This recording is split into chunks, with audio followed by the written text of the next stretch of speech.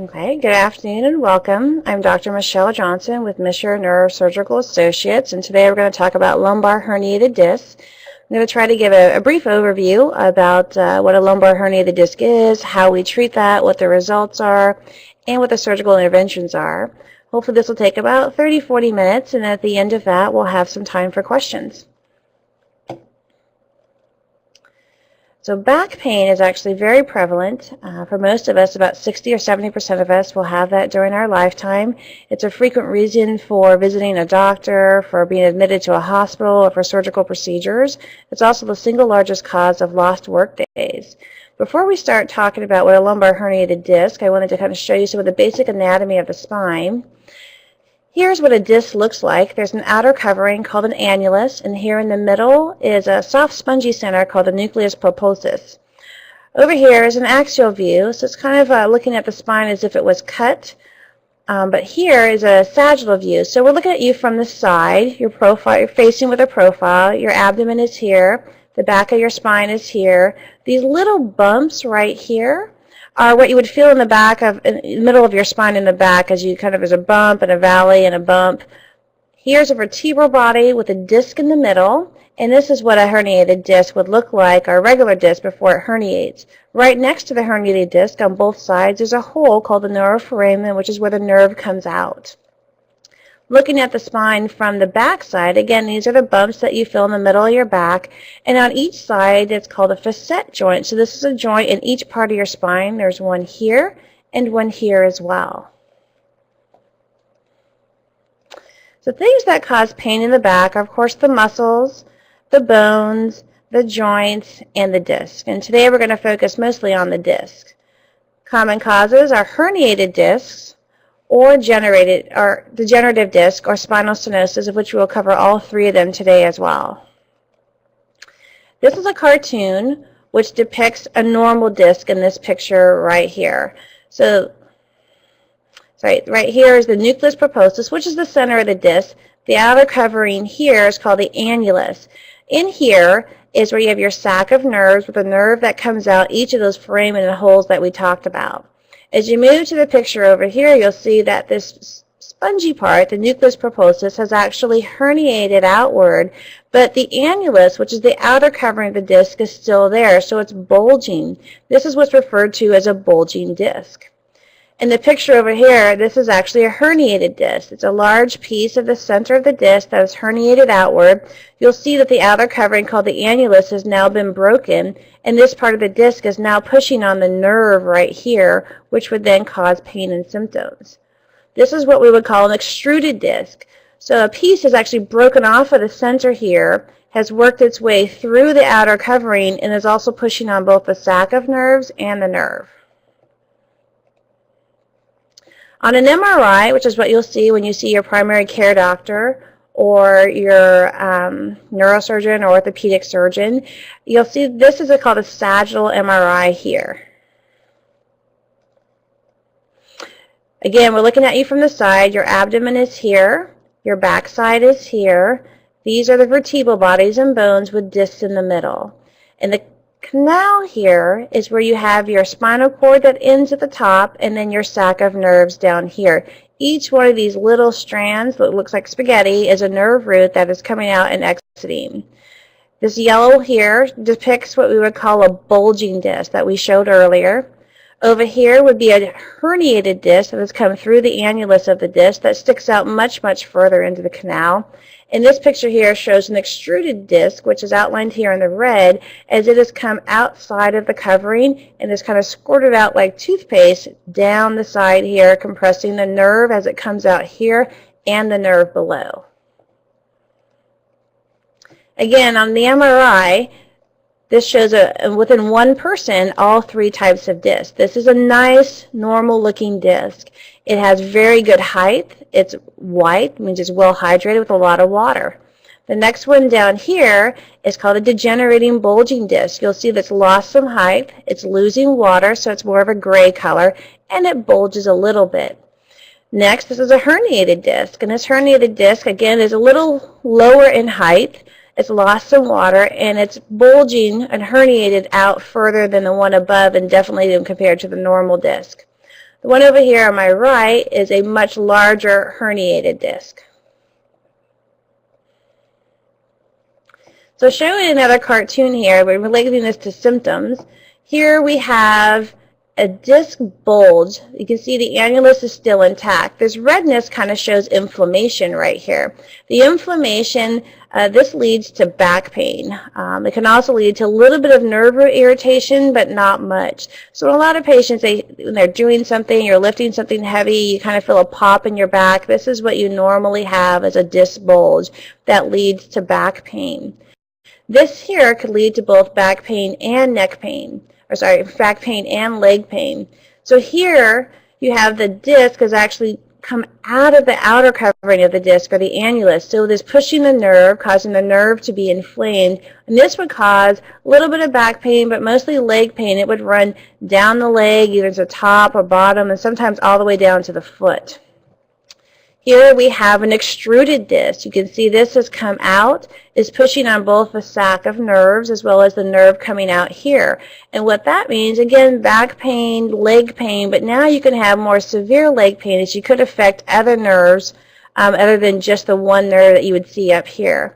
And again, this here is a picture of a free fragment that has come completely out of the disc, could float up or down, and either push the nerve above, below, as well as the sac of nerves. And this is where people would talk about sciatica. It's a pain that kind of runs down the leg, into the top and bottom of the foot, or kinds of symptoms that you would have with these types of herniated discs. On an MRI, if your physician shows you this, what you'll see here, again, looking at you as from an axial view, your abdomen is up here, your back or muscles are back here, and then in here is the sac full of nerves. This is a herniated disc here, which is pressing on the sac of nerves as well as the nerve coming out. And this is another extruded disc here, which is pushing both on the sac of nerve and the nerve as it comes out this hole here. So things that we try first, when you come to our office or your primary care office and you come with some back pain or leg pain, we've gotten an MRI, we've looked to see what's going on, we like to try non-operative modalities first, which we call conservative management. And those things include anti-inflammatory medications, muscle relaxers, narcotics, sometimes antidepressants, some oral steroids short-term for 5 or 7 days. We may send you to a pain management doctor to try some epidural steroids.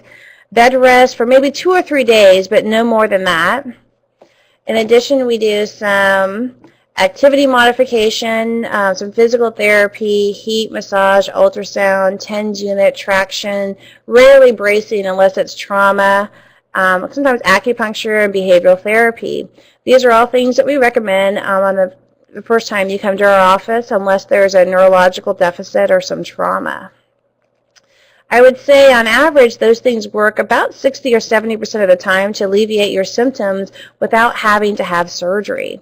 The different types of things you may order if you don't have them yet are x-rays, flexion extension x-rays, an MRI, a CT myelogram or CT. These are things that we get when you're unable to obtain an MRI or have had previous surgery. You may have a discogram or facet or nerve blocks by a pain management doctor, which can diagnose exactly which nerve roots are inflamed.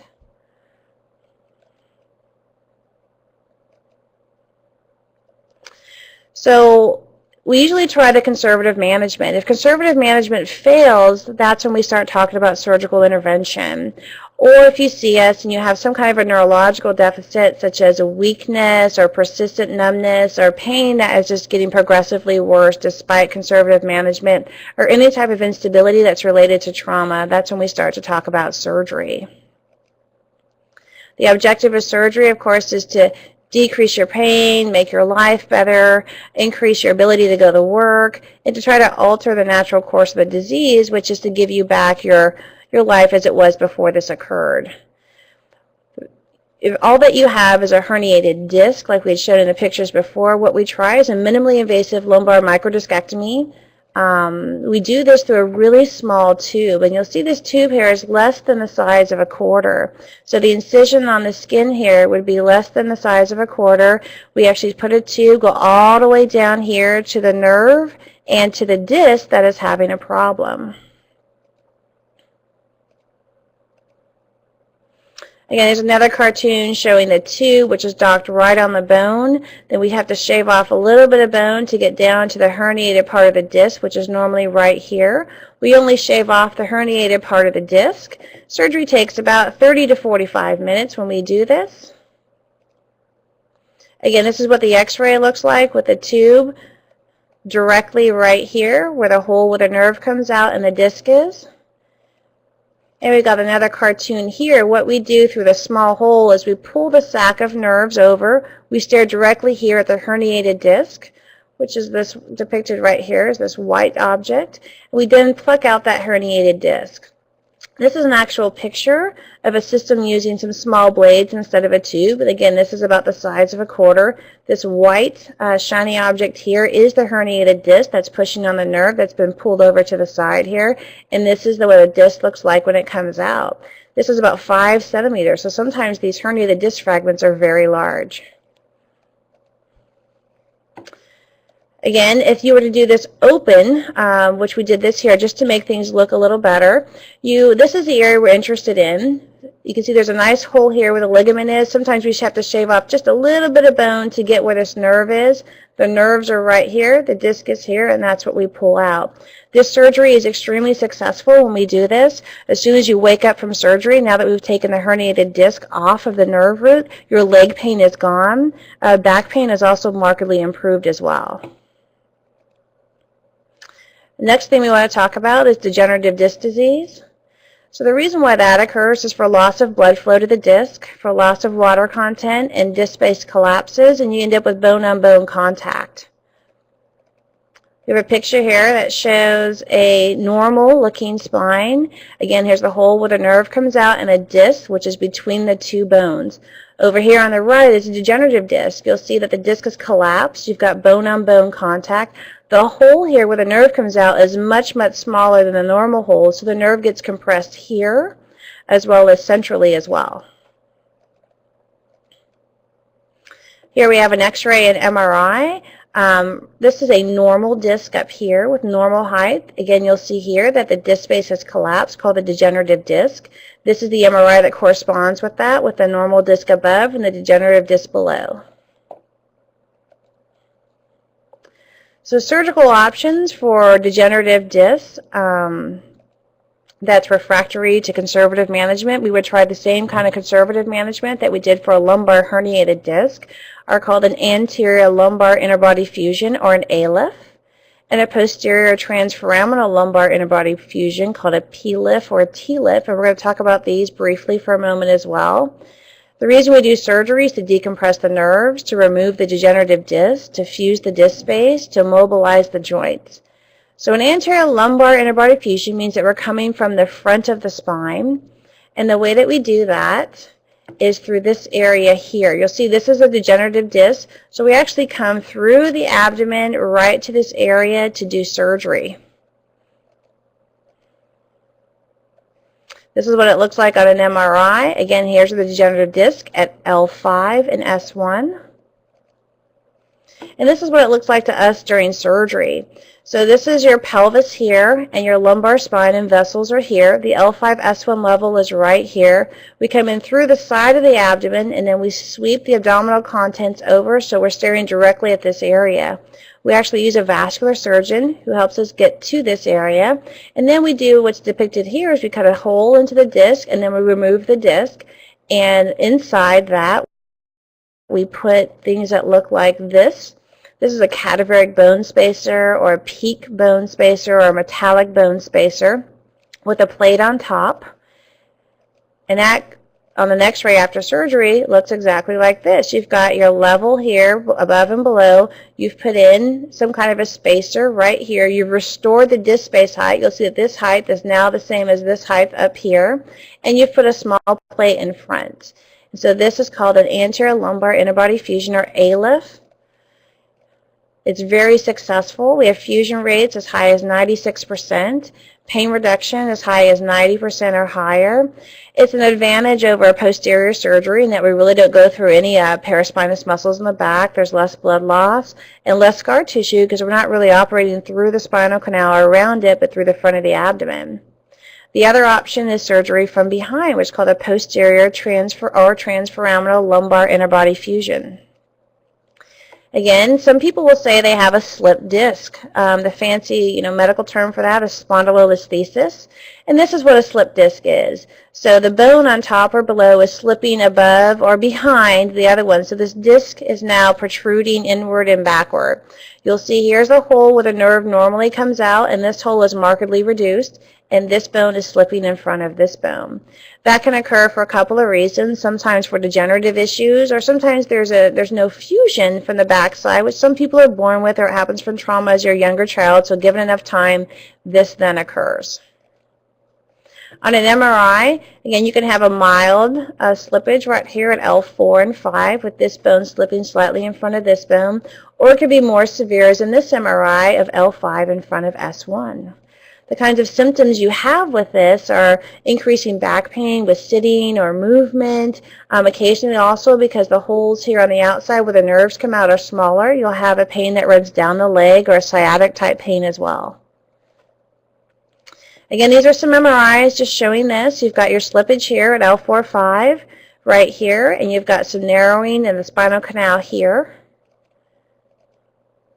And what we do is called a PLIF or a T-lift. We come in from behind this time. We're going to take off the bone here to decompress the nerves and the sac of nerves. We're going to take out the whole disc and put in a bone graft here. And we're going to put some screws above and below this area to stabilize it, while your body then takes about 6 to 12 months to fuse across this space.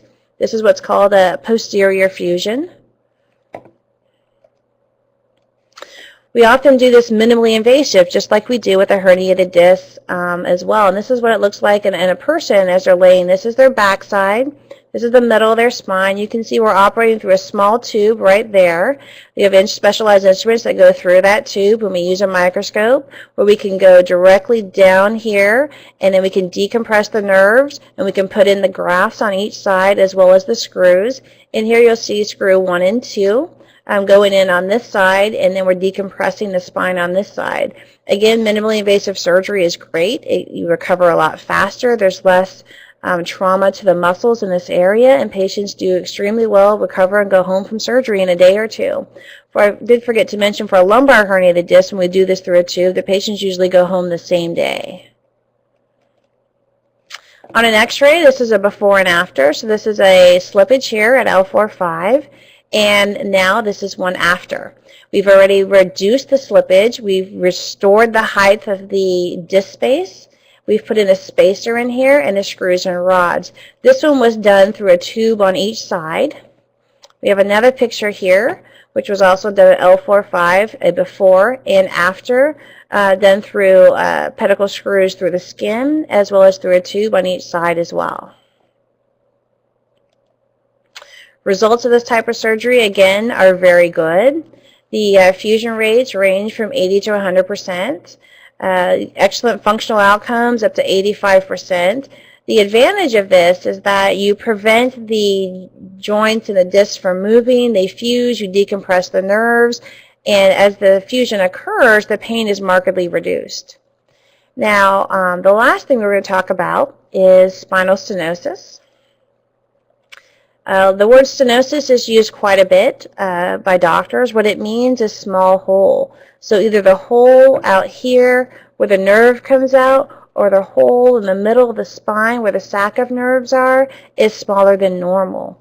And just to remind you of what our anatomy looks like, this is our spine, and in here is our lumbar area, and this is where our sac of nerves are. Again, the nerve then exits on each area here. This is what spinal stenosis looks like on an MRI. Again, this is the backside. The abdomen is right here. And these are bones with discs in the middle. And just like before, this up here is a normal looking disc. This is a degenerative disc. And this is a bulging or herniated disc. In addition to that, the patient also has stenosis from the backside. The joints in the back are getting bigger. The ligament back here is calcifying, which now the sac of nerves here is being impinged from both the back and the front, causing stenosis. This is kind of an artist-enhanced picture of what that is. You've got the disc pushing back here. You've got some bone, and the joints pushing this way, and right here in this red inflamed area is the stenosis, where the disc or the sac of nerves is being compressed so much that it's causing problems. The type of problems that you have are back pain, leg pain, and something called neurogenic claudication, which comes from strangling of the nerves. What that is it makes it difficult for you to walk long distances. You can walk for a few minutes. You have to sit down, take a rest. You can get up and walk some more, but you have to do this repeatedly. You just can't walk very far. And they also cause some non-specific numbness and tingling in the legs. It can also cause some problems with bowel and bladder function as well. Again, this is a cartoon here of a normal axial spine with a big hole in the middle where the nerves come out, and this is spinal stenosis where there's a small area in the middle. On MRI, this correlates here to a big area, again, right here, where the sac of nerves are, which has been markedly shrunk down here due to stenosis both from the back side and from the front. Here you have the joint on an MRI, and you'll see that here the joints are much, much bigger, making this hole smaller, and the disc is degenerating and pushing back this way. Again, we do try conservative management before surgical intervention. Due to the fact that this is a mechanical issue, usually surgery is the mechanism that we use to fix this. And the surgery is called a laminectomy or lumbar decompression. Again, here's a cartoon of a spine. What we do is we come in and we drill a window through the bone to create room for the sac of nerves and the nerves themselves. So we decompress all the material out here and out here as well. There's no instrumentation, no fusion. It's just a decompression. Again, another cartoon here. This is an area that is stenotic. So we come in from behind, as this is the back part of the spine where the little spinous process bumps are. We come in, we take out this lamina, which is why it's called a laminectomy, and now this whole area is decompressed. So the width of the sac is just the same as it is above and below the decompression, which is markedly better than here. Success of this surgery is actually very good as well, but a 70% long-term success. It's a greater impact on leg pain than back pain. Back pain is multifactorial. Sometimes you have some osteoarthritis or some pulled muscles that can also relate to back pain, which would not be fixed with a surgery, but the leg pain would definitely be much better, if not completely gone when you woke up from surgery. So that is the end of my talk on lumbar herniated disc. I'm going to take a look at the questions that we have, and then we'll start to answer those in just a minute.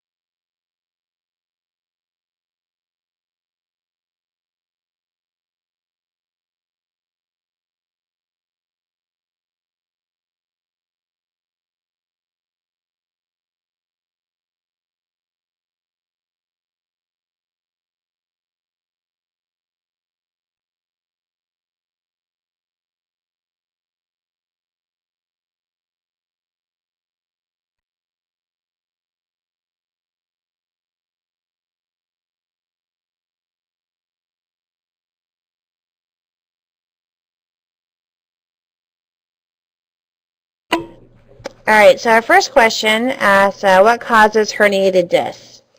It's kind of a multifactorial answer. There are many things that cause herniated discs. I just put this picture back up here.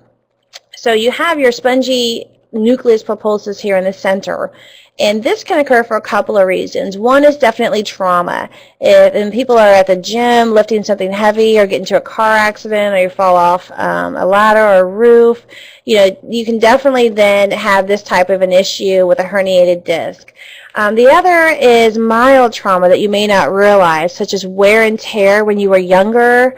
Some of this also has a small genetic component to this, as people tend to degenerate their discs as they get older, the younger age, if they have family members who have done the same thing. But there's many reasons why they occur. The good news is that, 60 to 70% of the time, when you do have a herniated disc, if there's no neurological deficits, we can usually get you better through that time. And your body does have the capability to kind of eat away or dissolve some of the herniated disc with time if we can get you through the pain and the symptoms. So that's something that we definitely try to do.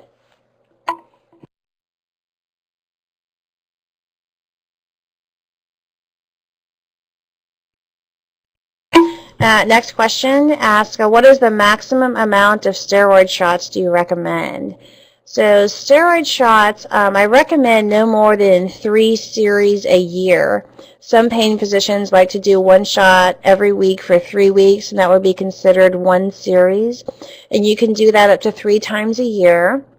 Now, a steroid shot does not really fix a herniated disc or the problem. What it does is it alleviates your symptoms or makes your symptoms more manageable, such that your body then has the time and the capability to go and handle that herniated disc like I'd mentioned before. It can dissolve that disc or make it smaller, decrease the amount of inflammation, and as your body does that, then your pain and symptoms will go away and not come back. A steroid shot is a mega steroid injection, which is an anti-inflammatory. So the inflammation that you see here in the nerve and on the sac of nerves is markedly reduced, and then hopefully your body can come in and kind of dissolve this area so your symptoms go away, don't come back, and you can return to your usual activities.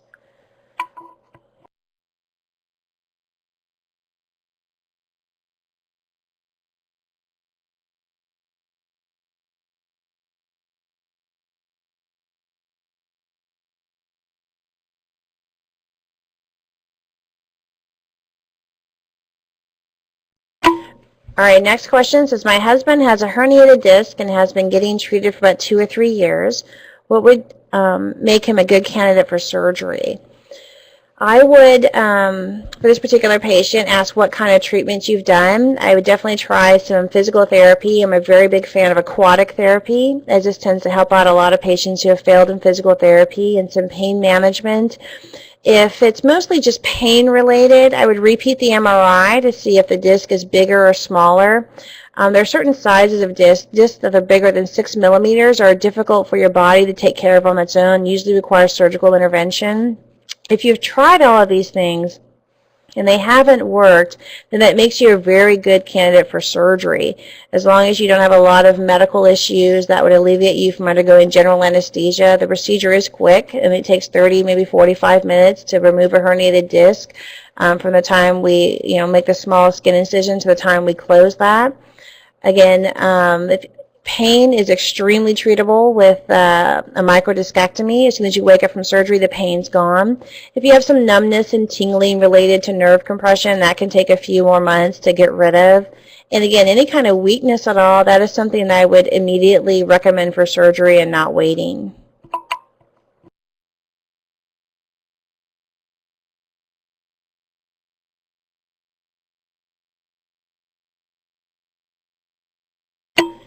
Next question says, I have a L5S1 disc bulge. I'm going to physical therapy and decompression through traction. The leg pain comes and goes, but overall the pain levels go down.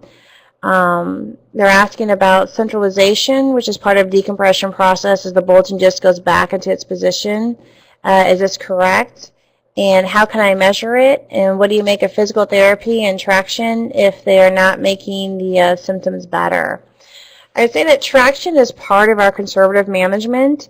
Again, what traction does is it opens the disc space, makes the disc space higher, and then that alleviates some of the compression on the nerve as it exits through the nerve foramen. So you're temporarily increasing the space or diameter of the hole where the nerve comes out through traction, in the hope that some of the inflammation will then go down in that nerve, similar to what a steroid injection would do. And then the pain is alleviated if you do this on multiple occasions. Sometimes this works very well. Sometimes it does not. It definitely does not do any harm. It is something that if it's helping you, I would continue to do. The disc itself, I'm not sure if it goes directly back into the disc space through the traction, or if it just allows your symptoms to improve while it gives your body time to dissolve that herniated fragment of the disc. But either way, the results are usually the same and can be very good. Traction normally does not make the bulging disc worse. It either keeps it the same with no improvement, or it does improve your symptoms.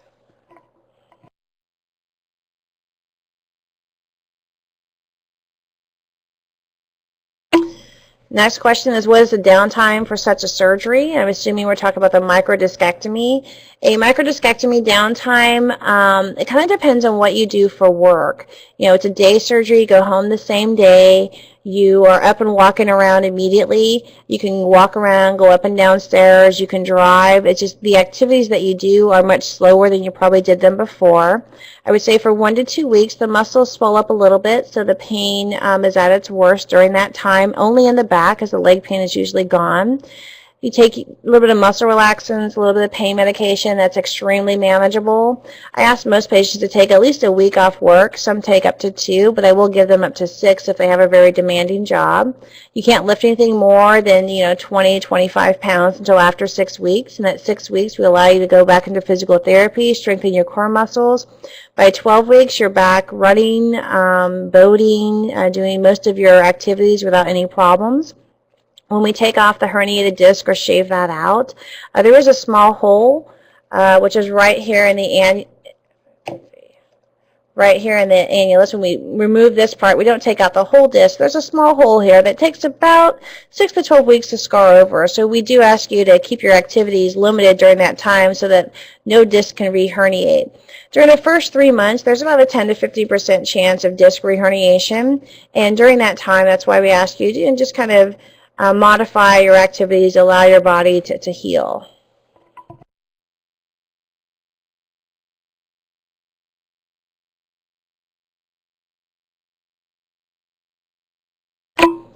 Our next comment states that this particular person has a 9.8 millimeter disc and would prefer not to have any kind of surgical intervention, is hoping for steroid shots to help. I believe that that is a great next step to go to.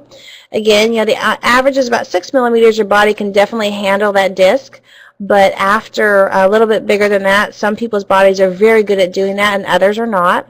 But I would definitely try the conservative management, including the steroid injections, prior to considering any kind of surgical intervention, unless you have a neurological deficit. So hopefully the shots will help out. Your body can then decrease the amount of disc material that you have in that space, and your symptoms will hopefully not come back.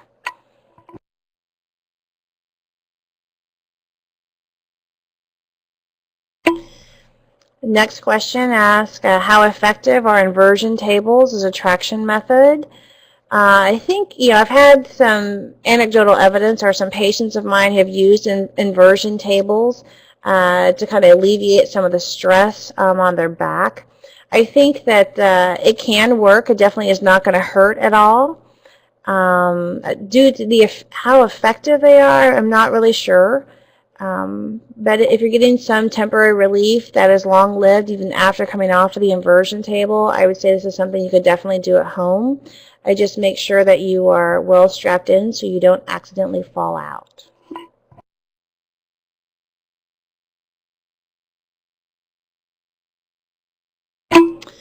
Our next question asks, if discs have lost their water, can they ever rehydrate?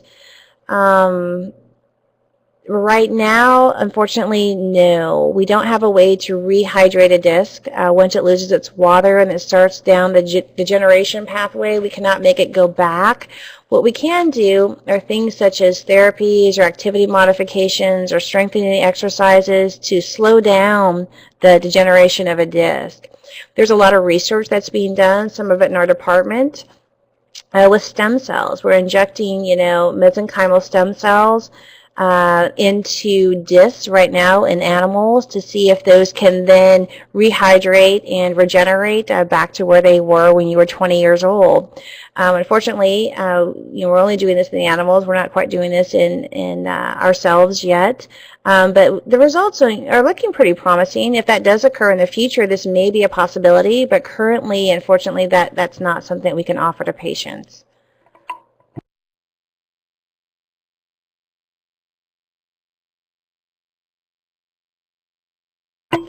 Next question comes with, would you recommend seeing a chiropractor in addition to pain management? I would say, any chiropractor is a definite option as well, as long as you have no evidence of any instability. If you've had any kind of trauma or recently fallen, then I think going to a chiropractor for manipulation of some sort is probably not a good idea. We definitely have, unless he or she would like to x-ray that first to make sure there's no evidence of any fracture. Other than fracture instability, chiropractors are very good ideas. They can do physical therapy, stretching, traction, massage, ultrasound. A lot of the conservative management that we had listed before, they're very good at this as well. And again, as surgeons, our goal is to help get rid of your pain. My first option would always be conservative, non-surgical options. And if those work, then great. If those fail, that's when I think you then start to consider surgical options.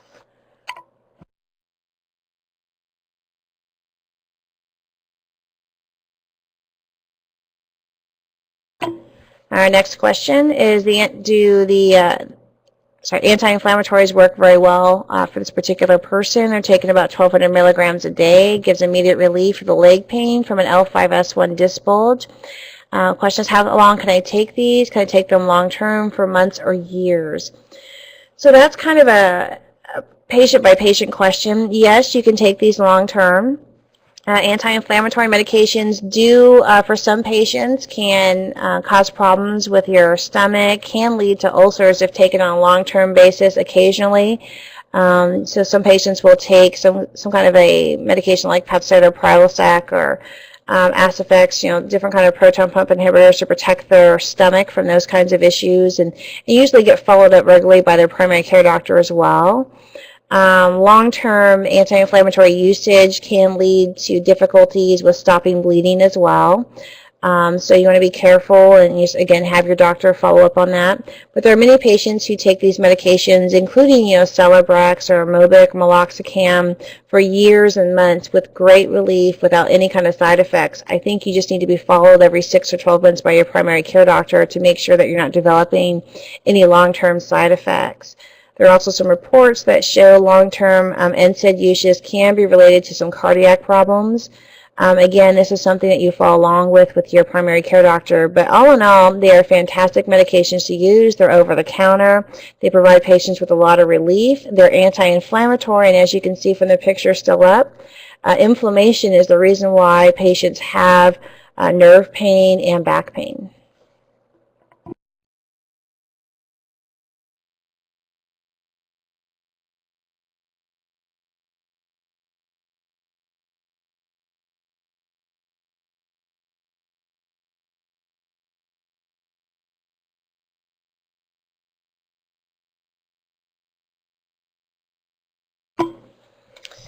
All right, it appears that I don't see any other questions. And again, our office number is up here as well as our website if you guys would like to go to that.